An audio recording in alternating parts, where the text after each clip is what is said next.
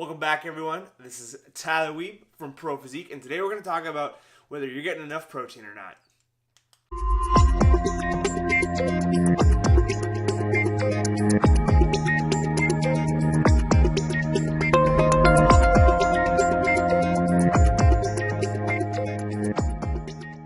All right, it is Thursday. I hope everyone is having a fantastic week, crushing whatever you like to do, whether it's the gym, anything else, getting ready for the weekend.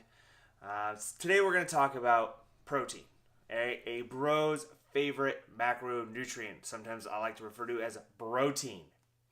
All right, so a lot of times when I get someone who is just starting out on their journey, or they've maybe been in the gym a little bit, but haven't really taken it seriously and they're ready to take the next step, I find that protein is probably one of the most underutilized, undereaten macronutrients. And that's understandable. It's probably not the most fun to eat, all right? I mean, you have your carbs and your fats as your other macronutrients. And, I mean, you think about any food with those macronutrients in it, I mean, you're going to get to fun foods. I mean, pizza. I mean, that is going to be about 80% carbs and fats and really little protein. So it can be a bit difficult for people to wrap their mind around, eating that much protein. But it is probably one of the more important macronutrients to your fat loss goals, your muscle building goals, anything like that, especially if you are hitting the gym quite hard. So protein is going to be responsible for the regeneration, the increase in fiber size in the muscles. So when we work out, muscle protein synthesis occurs, so it increases. And what we want to do is we want to get protein into the body, enough protein so that there is a net positive turnover for protein. Okay, so protein is constantly just being turned over in the body.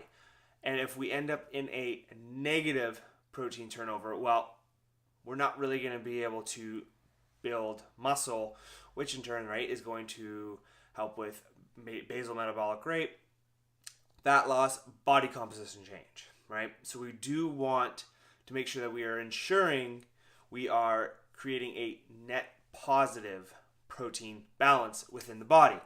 So a lot of times, especially women, I see very little protein being eaten. So typically what we want to do is when we are setting our macronutrients up, we want to set protein first. All right. Typically what I like to do is I like to set it at about 1 gram per pound. All right. That seems to be a pretty good little sweet spot. It can vary.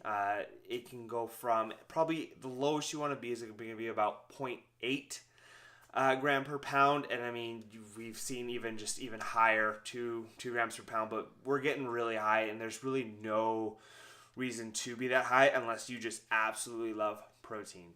All right. So like I said, you usually want to set your macronutrient percentage or number for protein at about 1 gram per pound. That seems to be, an easy number for people to typically hit for just eating, and we don't really need to go higher to get an amazing benefit from the protein. Again, like I said, you can if you want, but we don't need to. Now, if you are dieting down, there is some research that shows that maybe a bit higher of a protein intake might be beneficial just to help preserve lean body mass, muscle, just because you are getting your calories so low, especially if you are looking to step on stage. So if you are in that category, then it might be prudent to maybe increase the protein a little bit, although you still have to be cognizant of the fact that we still need to be creating a caloric deficit, right? So that is how much protein we have, but now let's also look at protein quality. So that is going to be important when looking at protein sources. Typically, meat or animal protein is going to be of a higher quality, a better quality for you. We do need a certain threshold of the amino acid leucine to make sure that we do stimulate muscle protein synthesis, which I believe is around 3 grams. So you're looking at probably about 30, 40 grams of a high quality protein to help stimulate that protein synthesis. So quality does matter. Your animal protein is going to be better than your plant protein. So make sure that you are paying attention to that. Now, protein timing. So a few years ago, it was shown that there was a anabolic window after your workout that you had to get your protein in, right? And it was about within 30 to 45 minutes of the workout. And if you didn't get your protein in that 30 to 45 minutes, well, you just, wasted a workout, right? You're not going to get that anabolic, that muscle protein synthesis turnover if you did not get your protein in that time frame. Well, we now know that is not as small of a window as we originally thought. So now we are typically looking at try and get some food within at least 2 hours, hour and a half. I find that if I go an hour and a half, an hour even really without eating after my workout, I do start to get dizzy. So it is going to be pretty tough to go that long without eating something. But if you do find yourself stuck, do not worry. You're going to be okay. You're not going to waste a workout if you do not get some protein in within an hour or two. If you do know that it's going to be a while till you have a meal, grab a whey shake, slam it, after your workout, and then it can at least carry you to the meal. All right? So get your protein in, right? It's going to be important for building muscle, body composition change.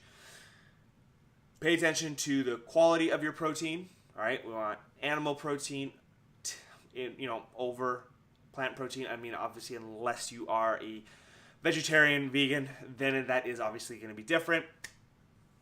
And 3, nutrient timing.